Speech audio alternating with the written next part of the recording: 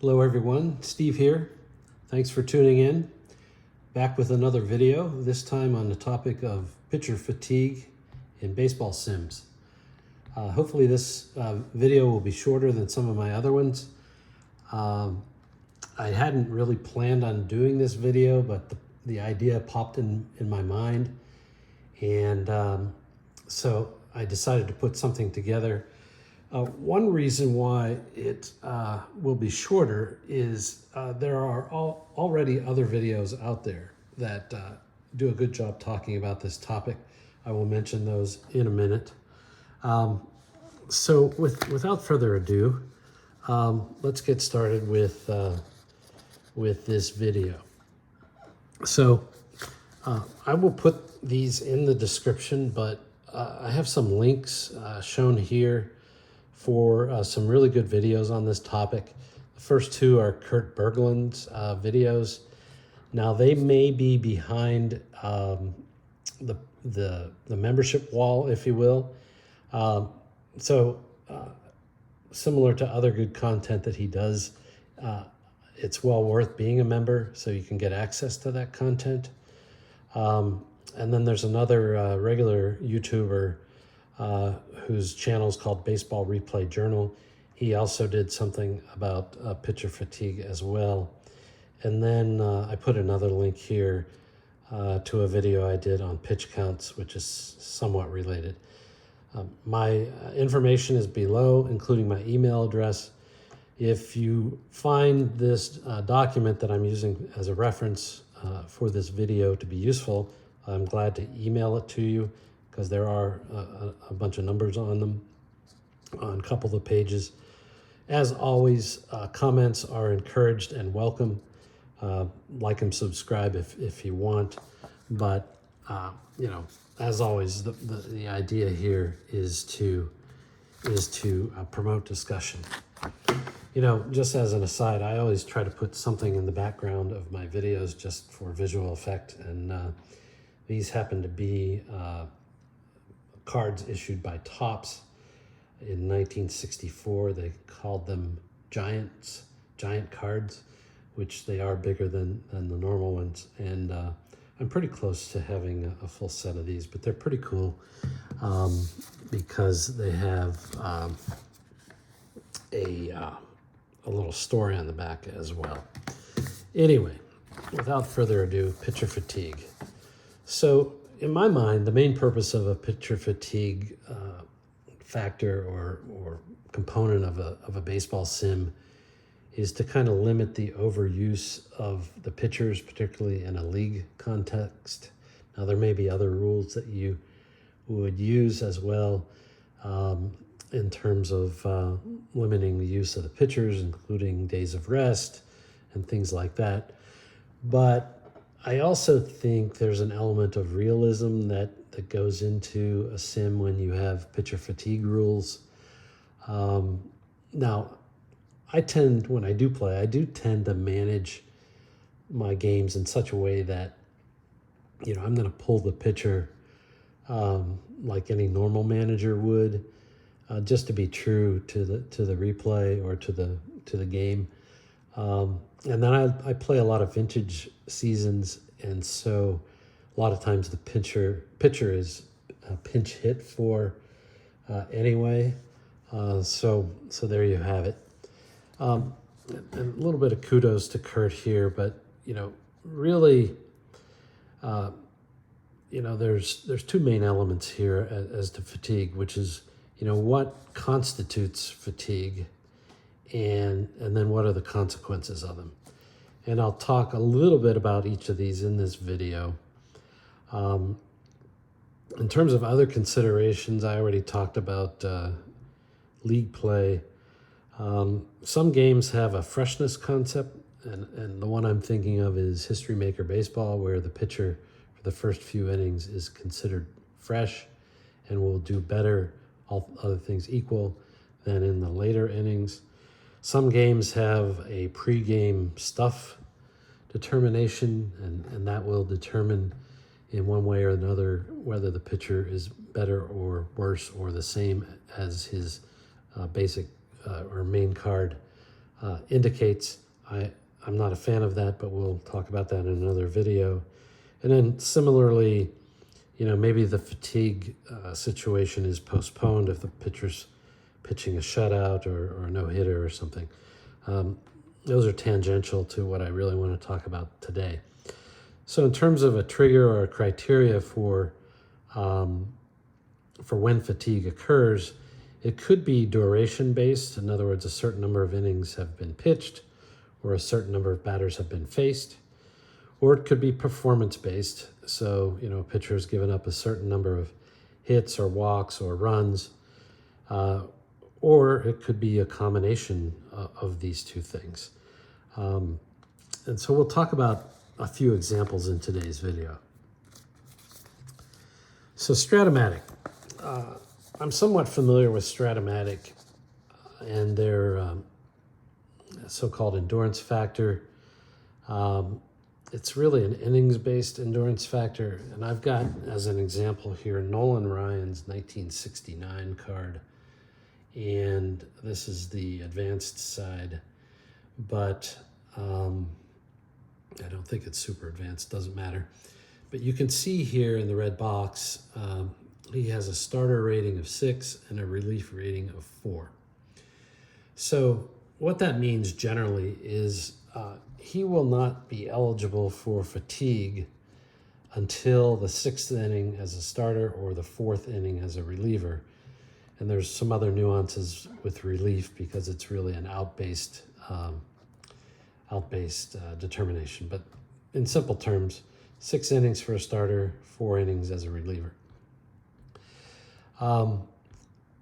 So in general, you reach your so-called point of weakness or fatigue by poor performance.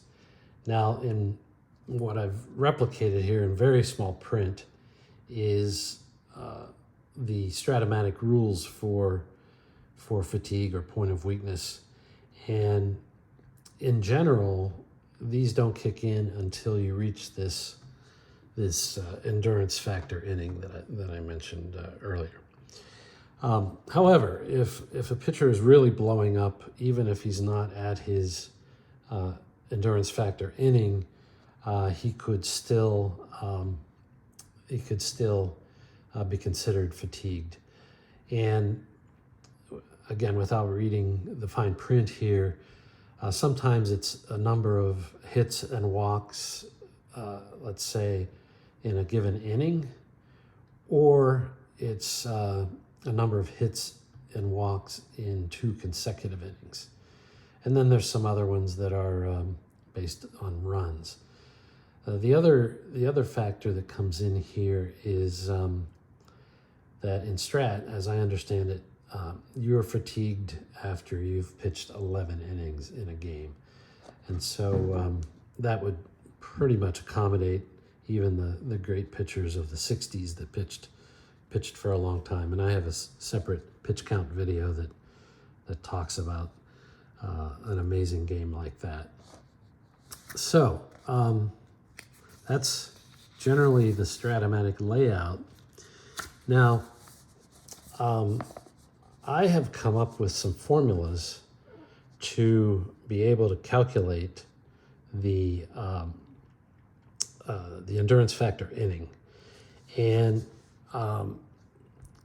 some of this is based on some information I've gotten on the internet, but some of the tweaks are my own.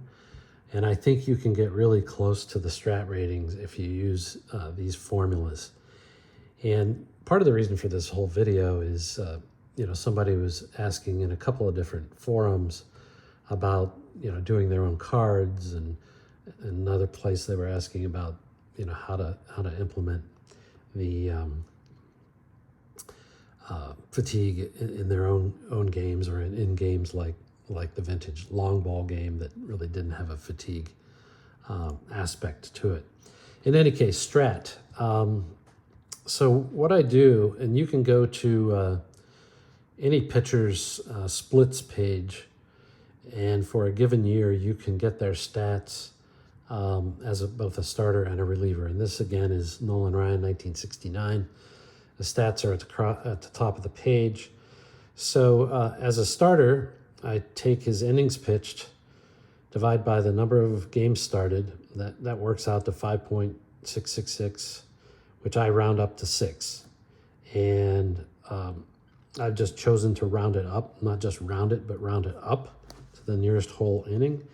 And that seems to work pretty well as a 6. And as it works out, that was the Nolan Ryan starter endurance factor that we saw on the prior page.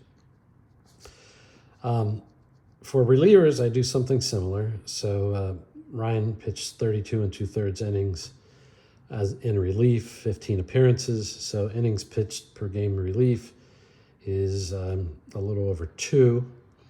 So then I do an adder. I will either add 0.5 or 1. And in this case, I added 1. And so that brings it on an unrounded basis to 3.18. And again, I round it up, and that's an endurance factor of 4, which interestingly is what is on his card. I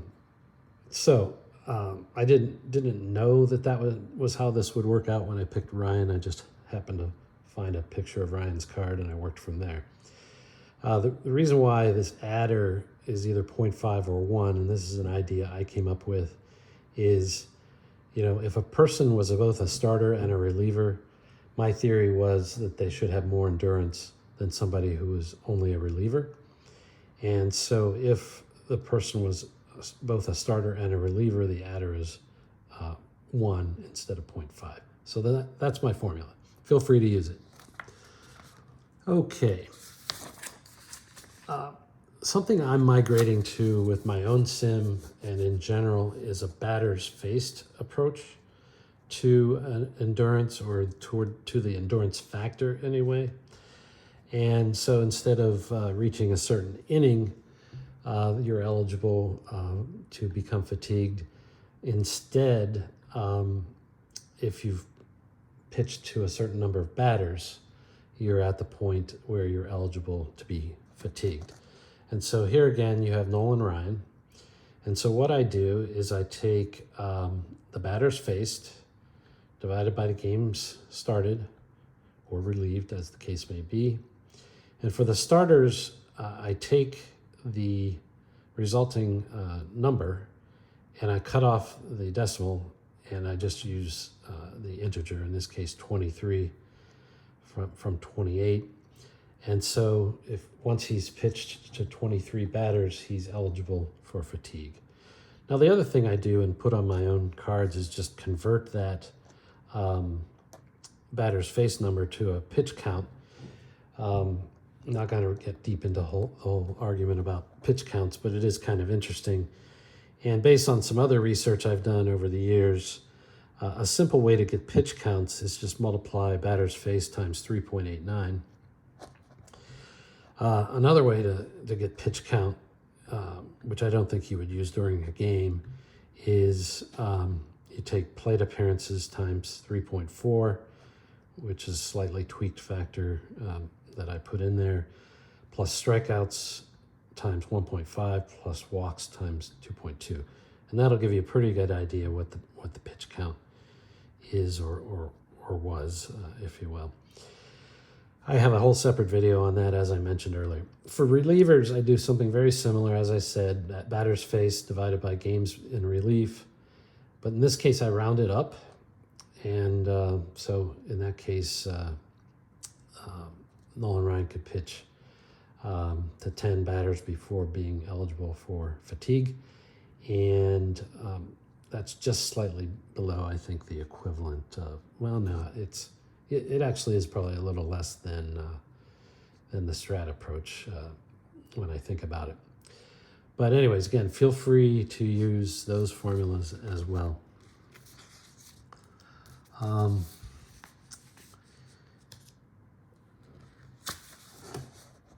The other thing I do is I come up with a thing for maximum batters faced.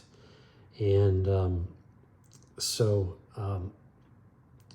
what I do is I just go to Baseball Reference again. I look at the pitcher's game log. I click on column heading for batters faced, and I figure out what the most batters that they faced in one game that year. In this case, for Nolan Ryan, it was 35. On August 5th, he pitched a 9-inning game, pretty normal results, and he pitched to 35 batters. So the most he will be able to pitch is to 35 batters before being eligible. Well, actually, in my case, I actually say the most batters he can face is 35. Hey, back to Strat for a second. I didn't really talk about what the implications or the consequences of being fatigued are, but you can see on the card here there are these black dots, and they're beside certain outs, and if the pitcher is fatigued, instead of those being outs, those will become singles. Now, some sims actually do something different for the consequences of becoming fatigued, and in some cases it not only increases the chances for singles, but it increases the chances of other extra base hits as well, or basically a higher slugging percentage, which makes, quite honestly, a lot of sense. Although realistically, I think whatever fatigue rule that you use and whatever implementation of consequences that you choose as a game designer, the key is you're really trying to encourage the manager to take out the pitcher, because leaving him in would be at great peril. A different approach to fatigue is what I'm calling the reduction approach. And what I'm attempting to do here is describe the Status Pro approach. And I have separate videos on Status Pro. There are a lot of them out there on the market. So I won't go deep into that, but they have, you see in the red box here for the Status Pro pitcher, they have an SR rating if he's a starter and an RR rating if he is a reliever. And so basically that number is reduced by 1 each time there's either a hit or a walk or a hit batsman. And it's also reduced again if there's a run scored. So if it was a solo home run, you would reduce that number by 2, for example. Now, I was looking at the 1988 rules for Status Pro, and I didn't remember this, but it also says that the rating gets reduced also by 1 for either an error, a wild pitch, or a passed ball. I don't know if I would choose to use that, especially for an error, possibly for a wild pitch and a passed ball. I don't know. But anyways, that was in the rules, so I put it on the page. Now, in Status Pro, the consequences for reaching your point of fatigue, which is when you've exhausted this reduction number, is that all the results are read off of the batter card instead of the pitcher card. And in Status Pro, that's a bad thing. It effectively increases the slugging percentage of the batter quite significantly because in Status Pro, you can see over here, all the extra base hits are on the batter card. And you really wouldn't want that. Now, what I said was that as soon as you reach that point of fatigue, all the results go to the batter card. That was in the original rules. I think there's some modern versions of Status Pro, including Status Pro Advanced and some other homebrew cards, where the recommendation is that the fatigue gets gradually worse. So again, without going deep into Status Pro, but this PB number is what determines whether the results are going to be read off the pitcher card or the batter card. And so the higher the PB number, the more results will be off the pitcher card, where there are only singles as well as outs and strikeouts and walks. But it's advantageous if the result is read off the picture card. And so what some of the versions of Status Pro do is they reduce the PB number by 1 for each batter faced after the reduction number has been exhausted. And I kind of like that implementation, so when I play Status Pro, that's what I do. Now, that said, if you're already a 2.6 and you get reduced to a 2.5, you really are already at a pretty big disadvantage in terms of the game, because less than half of your plate appearances are going to be read off the picture card, and arguably, at least in the original game, once you go below 2.5, you probably should just read everything off the picture card, or I'm sorry, the batter card anyway. So that's Status Pro. I warned you there are a lot of numbers here, but if you wanted to use this reduction approach, here are the calculations as to how you could do it. The original Avalon Hill rules are on the left. I think they work just fine for this, unlike some of their other original rules. And so it's really a two-part calculation. First, you take ERA and multiply it times 1.75. And then the second part is you add hits and walks and divide it by games pitched, and that's part 2, or part B. And you add A and B together, I just round them, a normal rounding. In this case, this is Pat Dobson, 1971, with his real stats. And so his reduction rating as a starter is 13. And then what the original instructions said is to get the relief rating, assuming he did relieve, and I think he had one relief appearance, you would just take the starter number and divide it by 2. In this case, 13 divided by 2 is 6.5. Do normal rounding, that rounds up to 7, and there you have it. So those are the reduction numbers.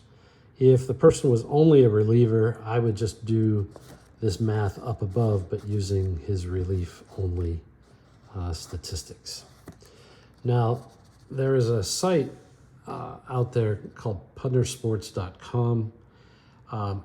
He does a lot of his own homebrew cards. He has a lot of his own homebrew formulas, some of which I've co-opted into my Status Pro spreadsheet. And so what I've shown here is what he does for the reduction rating. So there's 2 parts again. Factor A is the numerator. You add innings, runs, hits, and walks. The denominator is kind of interesting. You take games pitched plus games started again, and that's factor B. And you divide B into A, and in this case, for Dobson, you get a factor of 6, which is actually very close to the 7 with the Avalon Hill numbers. Now, the part that's kind of interesting is for the starter rating, he says multiply that RR times 3, and that's 18. What I do in my spreadsheet is I actually take the lower of the Avalon Hill starter rating and the Punter starter rating, and so 13 is lower than 18, so I would use the 13, and that seems to work fine. I think the key for any of this is that you just use something and be consistent about it. Punter Sports also has one other interesting rating, which is similar to my maximum batters faced number or limit that I use in my own sim. But he had something for maximum innings pitched, and I've got the formula on the right. Quickly, it's innings pitched divided by games pitched, so to get innings pitched per game. He adds 0.5 to that number and rounds the numbers, so in this case 7.9 becomes 8. You add one more, and then you get 9. So the most innings that Dobson could pitch would be 9 before you'd have to bring in a reliever. And I think that's kind of reasonable and interesting as well. So feel free to incorporate that into your own sims or into your own homebrew cards. Another one that I came up with, or I found on a Delphi forum, which I found very interesting, is something called a Yank number. You can probably find this if you Google search Yank and baseball and Delphi Forum in Google. But it's a fairly simple formula. You take innings pitched divided by games within whatever pitching role you had, starter or reliever. Multiply that times WHIP, and then increase that number by 25% if it's for a starter. The guy who came up with it had rationale for that. And then, similar to our reduction formulas, any combination of hits, walks, and hits batsmen that exceed the Yank number forces the pitcher out of the game. And so an example which I'm repeating here is Steve Carlton, 1986. He pitched, I think, for 3 teams that year. I had no idea, but this is his White Sox data. So he pitched 63 1/3 innings, 10 games started, so 6 1/3 innings per game. He had a WHIP of 1.31, which isn't that bad. So you multiply that. You add that. No, you multiply that, actually, and you get 8.3, and then you increase it by 25%. So his Yank number is 10.4. So as soon as he gives up any combination of 10 hits, walks, or hits batsmen, then he is forced out of the game. I think that's actually an easy one, a simple one, and maybe if you're not worried about being too scientific, that's as good as anything. But I found it very interesting. The last one I'm going to talk about here is the so-called rule of fives, which I've seen in time travel baseball, which is another vintage game that still has life on the internet and in Facebook. But basically, you become fatigued if one of 3 things happen. If you face the leadoff hitter for the 5th time in the game, he's fatigued. If you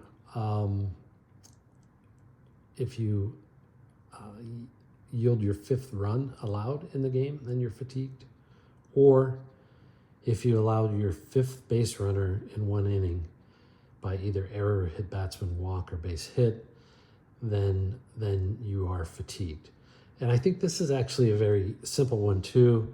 I think it would be one that you could easily remember or just paste up on the wall wherever you play your sim, and it works well. Now I think basically similar to statispro, it looks like in time travel, if you are fatigued, then everything gets read off of the batter card instead of some split between the batter and the pitcher. And so I think this is a very, very simple and easy one to implement as well. It might be fun actually to play a game where you had all the possibilities side by side, and just compare what at what point the pitcher gets fatigued under each scenario. So that's all I had for today on this topic. Again, I'm going to put some of those other examples and links in the description of this video. Once again, you can email me or follow my YouTube channel, what have you. Comments are welcome. I got this just under half hour, longer than I thought it would be. So, but in any case, as always, thanks for tuning in. Take care.